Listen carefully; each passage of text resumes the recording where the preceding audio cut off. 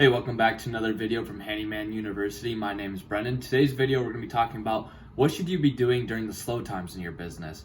If you're anything like me, my business tends to slow down right around the holidays. Now, some of you probably don't have it slow down depending on what you're doing, but I find that between, about a week before Thanksgiving slows down a lot, and then probably from like mid-December to about mid-January is another like almost completely dead spot. Nobody seems to be calling. Nobody wants anybody in their house because they have family coming, or they have too much going on. They don't want to have to deal with having someone in their house, having a project get done. But then also finances come into play too.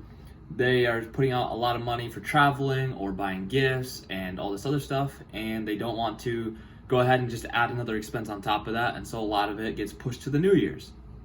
And it seems like every year, once New Year's hits, the phone calls start coming right back in again. Now, this is great and bad. It's great because you get a nice break. You go all summer, and it's kind of refreshing to get a nice break. Problem is, you're not making any money. Get kind of bored. I mean, there's only so much you can really do. Like, I don't know. I enjoy working, and to me, it's kind of like a sense of purpose. So, like, I need to be working, or else I kind of lose my mind a little bit. So, anyways, we're going to talk about what to do during this slow time. So, instead of working in the business, which you would do when you're going out doing jobs, you need to work on the business. And here's what this looks like. So, working on the business is you're going to work on your website. Your website can get updated, put new pictures on. If you don't have a website, now's a great time to look into getting a website. You can either make your own on like Wix or Squarespace is really easy to do. Just kind of maybe go on Google, look up local handyman, whatever, find some competitors, whatever, and kind of find a website that you like that they have and kind of just copy theirs with your information almost, like kind of model it after that. That's the easy way to do it. Or you can hire it out. But really, I recommend getting a website if you don't have one. It's huge, and just updating your website, make it up to date. So that's the first thing. Second, collect reviews. Everyone could use more reviews. There's never such thing as too many reviews. So a lot of times you either forget to ask for reviews, or the customer forgets or something when you ask them. So here's what I would do is maybe make phone calls, emails, whatever, text messages to all your customers that haven't left you a review. Now, you don't want to reach out to people that something went bad during it. Obviously, you're going to get a bad review. So you want to make sure you know you're going to get a good review. And so you only want the good reviews on there, or if it's like a job you don't like doing and you did a really good job on it, whatever, the customer's super happy, they would leave you a review gladly, you know that, but you don't want to do that kind of work. Don't get a review for it, or specifically say, hey, please don't mention what you did.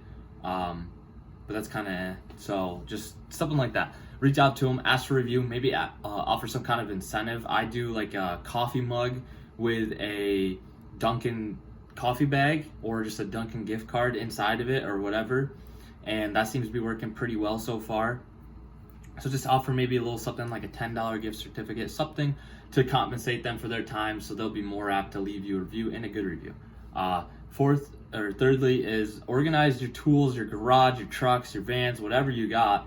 Organize it up. Doesn't take long for them to get completely trashed, stuff all over, you can't find anything. This is the time. Take that time, get it organized. And not even just organize them because it's going to get messy again. Create systems, create spots for everything to go. So there's really no reason anything should get too unorganized. Now, I know it happens, you're rushing trying to get to the next job, but that's why, like, just make it easier so when you do get the time, hour here or there after work, you can go put stuff back. Catch up on your admin work. This is a big one that is usually saved till right before the end of the year or right after the new year. Catch up on your receipt filing, your bookwork, send out those invoices, get everything up to date. Now's the best time to do that. I mean, ideally you'd be doing that consistently throughout the year, but I know it gets tough. So at least catch up on all your stuff. You'll be feeling better and it just won't be weighing on you and you'll think clear. So get that done. Now's the perfect time for that. Fifthly, I guess, I'm losing track here. Fifthly, start doing some marketing campaigns. Now, ideally, you would be marketing probably like September, October, so you don't slow down during this time. But get some marketing out there. It'll get you leads for the new year. Probably won't get you too much for like short term. But yeah, get some marketing out there, try some new things. If you got and not all marketing has to be expensive either. There's different types of marketing that you can do that's really cost effective and also just is super effective at getting leads. So maybe more videos on that in the future, but look into doing some marketing, trying some new things, get your social pages up to date, post on those every day, just stuff like that. So little things. And lastly, just enjoy your free time. I mean, you work so hard during the year and you seem like you got all these projects that you want to get done. You're like, man, if I just had the time, right? That's always the thing. If I just had the time, I would do this, this, this. Well, now you got the time, and usually in most cases, you're not doing what you wanted to do when you were working. So just go ahead and do it. Like, enjoy the free time, go on a vacation, whatever you got to do. Just do your hobbies and just enjoy it, because you know it's about to pick up. As soon as spring hits, whatever, it's about to pick up. Going to be crazy. Life's going to be insane. And you're going to be looking back and saying, man, I wish I did this during my free time. So those are some of the things you can do when you don't have work right now. Work on the business when you can't work in the business, and it's going to help out a lot.